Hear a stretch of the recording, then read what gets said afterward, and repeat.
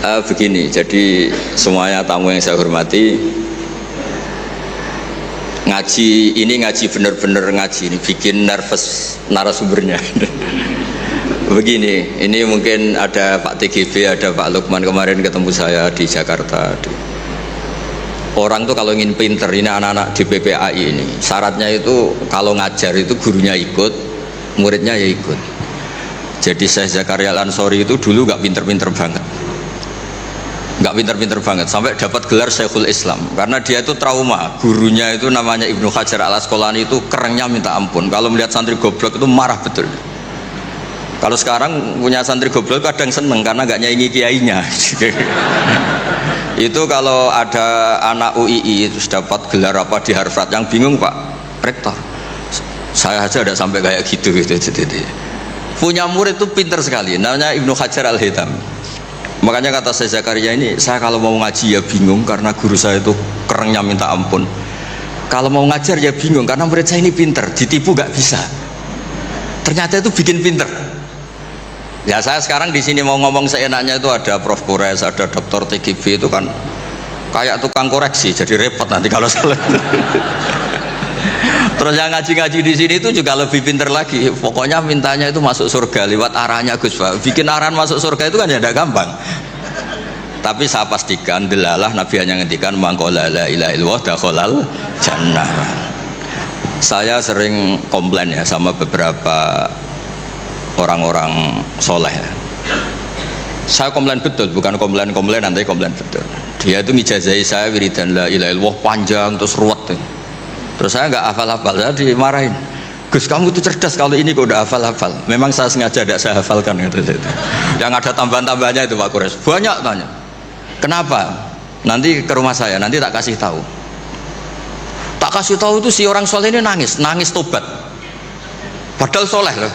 Tapi dia hanya soleh perilaku, tidak soleh secara keilmuan. Jadi juga harus tobat dia. Saya cerita. Di antara perlawanan ahli hadis adalah kalau hadis itu ditambahin, misalnya gini, mangqala la ilaha illallah mi'ata marrah dakhalal jannah.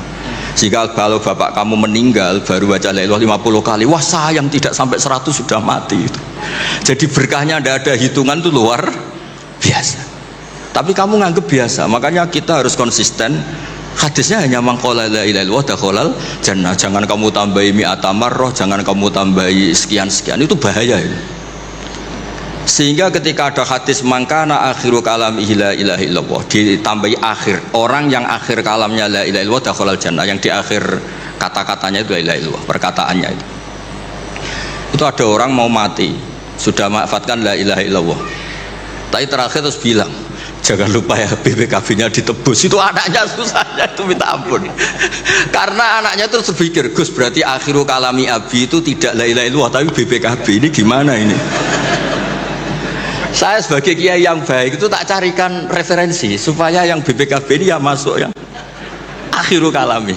Ini cerita kebaikan saya di depan Pak Kores. Gak apa-apa cerita kebaikan, daripada gak diakui mendingan diceritakan supaya itu. Tak cari, itu riwayatnya Abi Dawud dan beliau sendiri dalam menambahi akhiru kalami. Di riwayat yang lain itu gak ada akhiru kalami, cukup mangqala la ilaha illallah dakhalal jannah. Karena itu bikin keresahan, kata akhiru kalami itu bikin keresahan. Ada yang akhir kalamnya BPKB, sertifikat. Ada yang akhir katanya nasib-nasib, apalah. Pokoknya banyak yang tidak akhir kalam. Sehingga keilmuan hadis itu harus dijaga. Makanya kata Imam Muslim, Sahihain itu Bukhari Muslim, beliau ngendikan lam naros sorihin akdaba fi syai'in akdaba minhum fil hadis. Saya tidak pernah melihat orang soleh berdusta kayak mereka berdusta ketika meriwayatkan hadis. Ini penting saya utarakan supaya orang itu nggak gampang terjebak sama riwayat-riwayat nggak jelas. Tafsir itu menjadi kacau itu gara-gara riwayat-riwayat yang tidak jelas. Maka ini ada Prof Kores yang sangat-sangat menekuni tafsir. Jadi penting. Jadi mengkhidmati orang Islam itu dimulai dari cara pandang. Kenapa saya menjadi orang baik? Itu sederhana sebetulnya, karena mengakui hukum. Saya ini memang kalau diundang jarang mau, kecuali ada teror-teror tertentu. Karena merasa tua, merasa rektor apalah yang bisa dipakai neror itu ya terserah. Yang penting bisa ada. Termasuk TGB kemarin itu datang ke rumah saya, tapi saya sudah bilang pasti tidak ikhlas. Ternyata betul mau undang saya. Terserahlah teror itu apa. Saya enggak, ini supaya kalian tahu ilmu itu penting, ilmu itu penting. Saya termasuk orang yang berkeyakinan, saya ini hebat kiai-kiai kampung, saya sering datang ke kiai-kiai, tapi pas gak acara, saya cilik kiai kampung. Saya dengan kamu tuh hebat kamu, kenapa? Saya ini ngajar tafsir kayak tafsir Munir, tafsir Tobari, itu udah fardu ain. Kamu di kampung bikin madin, ngajarin aqaid khamsin itu fardu ain. Ganjarannya orang yang melakukan fardu ain itu lebih keren timbang yang melakukan fardu kifayah. Jadi kamu lebih hebat timbang saya. Dia tawadhu, tapi memang bisa saya gitu enggak, tetap lebih hebat. Ini penting supaya ada penghormatan kita pada kiai-kiai kampung, kan yang dilakukan itu selalu fardu ain. Makanya saya tuh pernah suatu saat berpikir, kenapa ada hadis orang miskin tuh masuk surga lebih dulu 500 tahun ketimbang orang kaya. Dulu saya janggal. Ternyata kalau orang miskin itu komunitasnya itu utang beras, jadi urusan nyawa. Jadi sekali menolong temannya itu urusan nyawa, karena sesama miskin itu pinjemnya urusan nyawa, beras, minta anterin ke rumah sakit pas sekarat. Kalau orang kaya itu nganterin rumah sakit karena mau ke salon, penyakit kulit, kan nggak penting-penting gitu.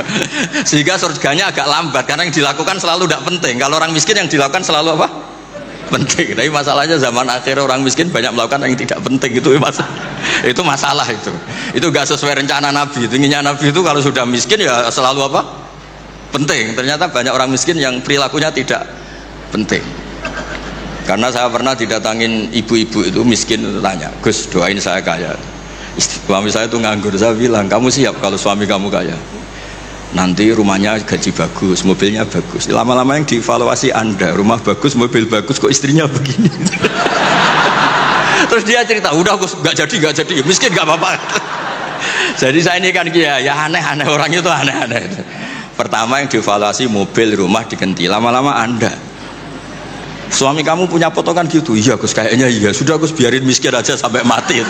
Ya alhamdulillah sampai sekarang miskin dan syukur karena berkatnya ilmu itu. Jadi saya mohon yang di forum-forum terhormat kayak ini juga mengapresiasi mungkin beberapa saudara kita di pedalaman Papua bikin jembatan darurat, di pedalaman Sumatera Aceh bikin apa yang memang mendesak, sehingga yang namanya fardu ain itu penting sekali. Saya punya riwayat dari kitab Ibnu Hajar al Asqalani tadi, gurunya saya Zakaria al Ansori. Ketika nanti di mahsyar dan secara lahir teks hadis, seorang lagi secara lahir teks hadis tuh Allah itu nimbalin Rasulullah Muhammad dan Jibril, berarti tiga, Allah, Jibril sama Rasulullah Muhammad.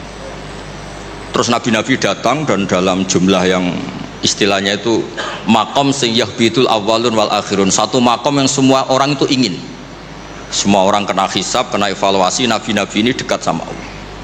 Itu pertama yang dikatakan oleh Nabi matur ke Allah itu, ay Rabbi ibaduka abaduka fi atrofil ardi, yang menyembah jenengan, yang mengesahkan jenengan tidak hanya kita, orang-orang di pelosok, di pedalaman, semuanya mengesahkan jenengan, semua mentahlilkan jenengan, semua mentasbihkan jenengan, tidak yang sekedar di forum-forum kayak gini.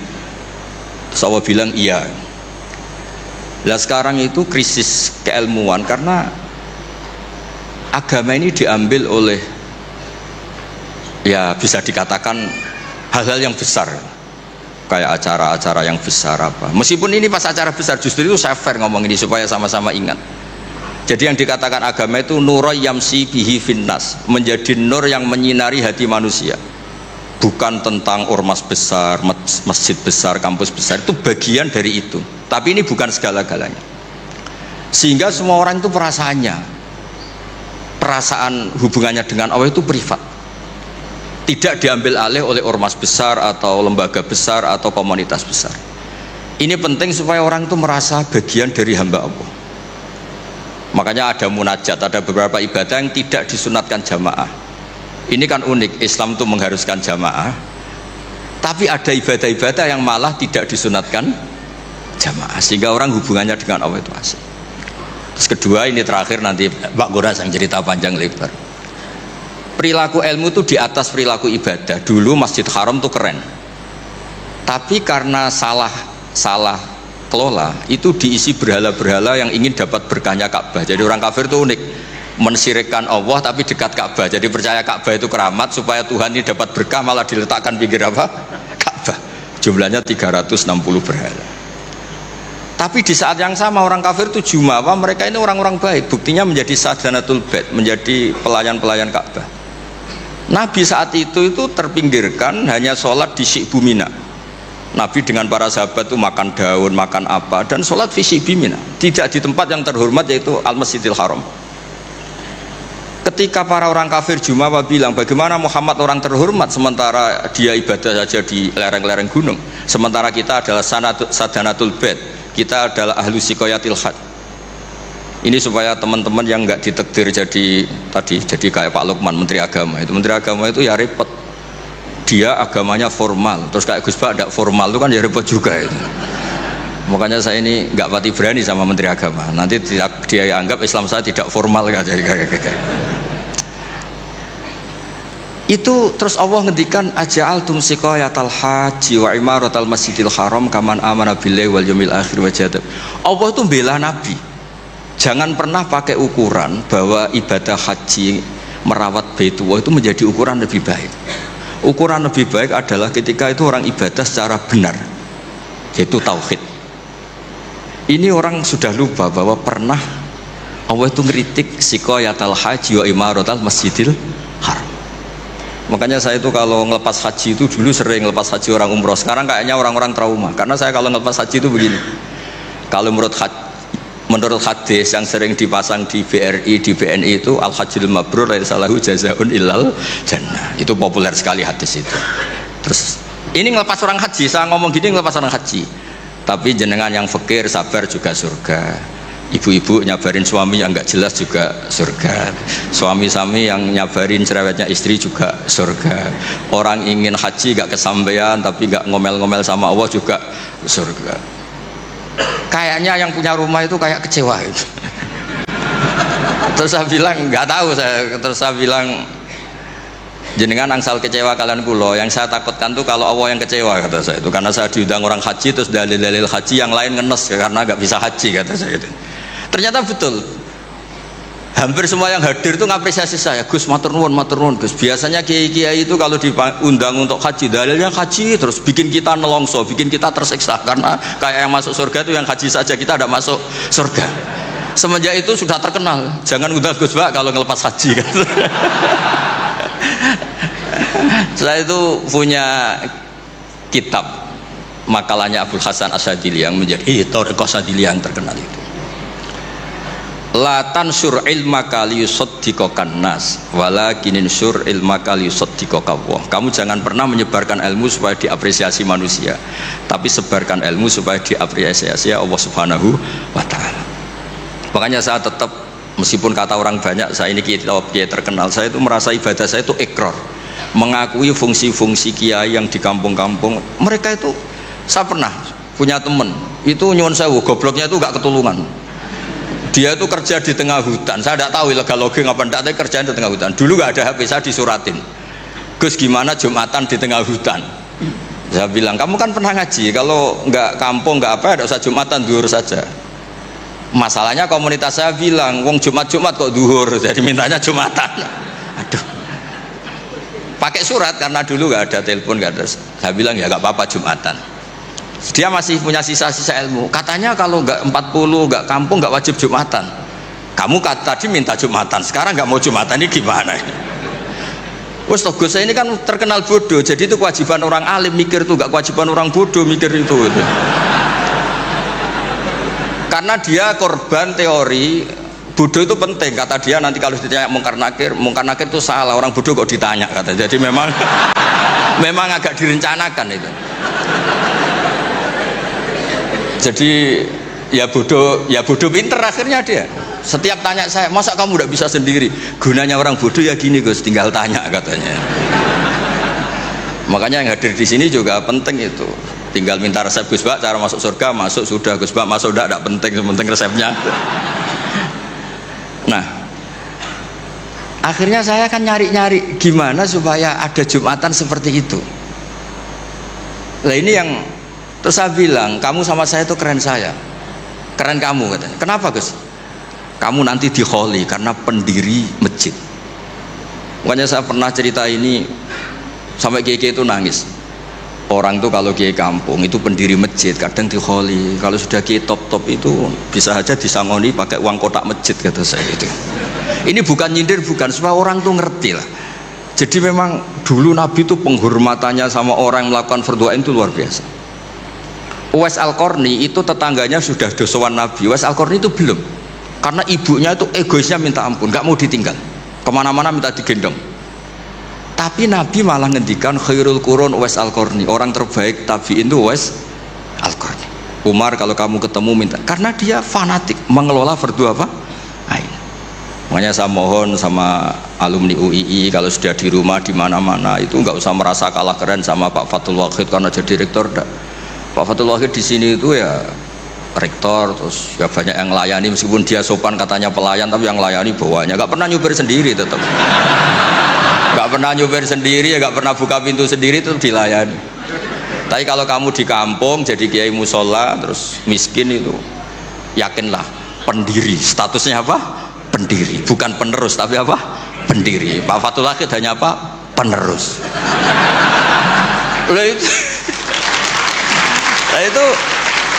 Lah kacaunya kiai kampung setelah tak kasih tahu gitu, emang bener-bener sama saya terus nggak sopan. Waduh. Ya tapi saya ikhlas lah atas nama ilmu. Bener-bener nggak sopan. Waduh ini ya. Sopannya itu pendak kalau dia iskal hukum karena sinaune serius, saya tanya, Gus ini hukumnya gimana? Akhirnya sopan lagi. Dia nggak bisa, ilmunya nggak cukup untuk menjawab. Ya tapi apapun itu yang namanya ngaji itu pengakuan ikrar ya. Jadi penting, makanya kan diantara hebatnya Rasulullah SAW itu kata Imam Ghazali, nggak ada pemimpin justru kena khitab wahfid janahaka liman ittaba'aka minal mu'minin. Muhammad, kamu harus merendahkan diri kamu liman ittaba'aka, sama orang yang ikut kamu, sama santri kamu, sama orang yang percaya sama kamu. Kayak apa Allah mendidik kekasihnya. Jadi yang disuruh sopan malah nabinya. Jadi kalau andekan di era modern Pak Fathul Wahid yang sopan sama mahasiswa itu yang penopang kampus. Kayak apa? Makanya kata Imam Ghazali, andekan mental ta'azzus atau takabur, andekan keangkuhan itu hal yang baik, lama amarawwahu ta'ala habibahu biqauli ta'ala wahfid janahaka limanit taba'aka minal mu'minin. Nah tentang visi ya, visi itu gampangnya tadi, agama ini kan menentukan halal haram, zaman apapun, teknologi apapun, mesti pertanyaannya ini kalau baik ya halal, kalau buruk ya haram. Misalnya ada teknologi yang orang bisa ke Mekah 2 detik atau 2 menit, orang tetap pertanyaannya saat itu ibu kamu sekarat apa enggak, anak kamu sakit apa enggak, punya kewajiban fardhu ain apa enggak. Kalau punya fardhu ain kamu tinggal pasti orang nganggap masalah, ya kan? Apapun kayak kamu, teknologi mutakhir kayak apa, ya seperti misalnya peristiwa kamu pejabat pas daerah kamu ada musibah banjir, kamu tinggal iktikaf di Ka'bah, tetap orang nggak anggap iktikaf itu ngawur, itu mesti orang itu karena meninggalkan fardhu apa? Ain. Saya di sini kata orang banyak kan keren, misalnya sama ahli tafsir Quraisy, tapi misalnya saat ini istri saya sakit atau anak saya sakit, pasti dianggap ngawur itu karena meninggalkan fardhu ain. Jadi fardhu ain itu menurut saya segala-galanya. Makanya saya sering ngaji di majelis saya itu, saya sering cerita kata Allah dalam hadis qudsi, ma taqarraba ilayya abdi bisyai'in ahabba ilayya mimma aftaratuhu alaih. Tidak ada ibadah yang paling saya sukai sebagaimana ibadah orang melakukan fardhu. Jadi fardhu ain ini adalah konstitusi. Berarti orang-orang yang sekarang nyari makan untuk keluarga dan statusnya fardhu ain itu lebih keren ketimbang misalnya orang nyari kekayaan untuk rofahiyah, untuk takmilah, untuk penyempurnaan, untuk sekunder. Nah di sini pentingnya peletaan hadis, orang miskin itu masuk surga lebih dulu 500 tahun ketimbang orang kaya. Tapi saya bilang ke santri-santri saya, tapi jangan kamu berpikir kalau Bilal itu surganya lebih dulu ketimbang Abu Bakar, karena Abu Bakar ini jauh punya kebaikan di luar kebaikan sabar sama miskin, yaitu fungsinya menjadi pondasi Islam, yaitu Abu Bakar. Kalau ingin menjadi orang miskin yang cepat masuk surga tadi, semua perilaku Anda adalah fardhu ain. Semua perilaku Anda adalah fardhu, itu kan ya berat. Ya jadi saya mohon masalah teknologi, masalah apa, yakinlah sama Islam, pasti hukum tertingginya itu kalau maslahat ya baik, kalau madarat ya haram. Sehingga kamu nggak usah Misalnya ada orang pakar bom, bisa punya bom yang satu kali ledakan bisa menghancurkan dunia. Ya hukumnya itu ifsad. Kalau ifsad itu haram. Kalau haram ya ada prestasi, kan gampang, kan nggak perlu ribet-ribet. Ya saya kira demikian sebagai mukaddimah saya, nanti Prof. Kores yang meneruskan.